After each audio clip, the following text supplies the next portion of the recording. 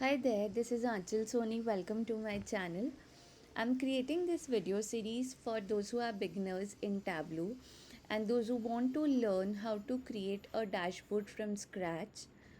I'll explain the details from a real time project's perspective, and it will help you to understand how the process of creating a dashboard actually works in any organization. I'll create a simple dashboard using the sample superstore dataset. So the bare minimum requirement for you to have would be to have Tableau desktop installed in your system, or you can use Tableau public as well. So this is the dashboard that I'll be creating. Let's see what are the components. So at the top we have the dashboard title, then we have the filters.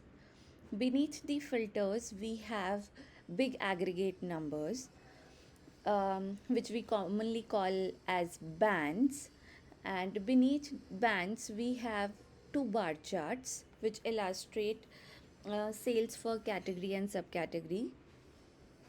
Then beneath the bar charts, we have a line chart, which shows the trend over a period of time in quarter format.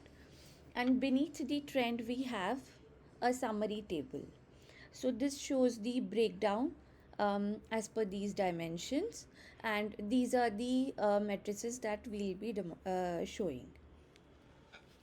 I'll explain the relevance of each of these charts, how they are actually picked up, and the formatting things, how to what all things you need to cover in formatting when you are actually creating a chart, some useful developer tips which are really important as you progress through your development process, and a few other details as well. So watch the entire series and follow along. If you have any questions, any recommendations, then do drop them in the comments and I'll try to answer them. If you like my content, then do subscribe to my channel and please share it across. Thank you.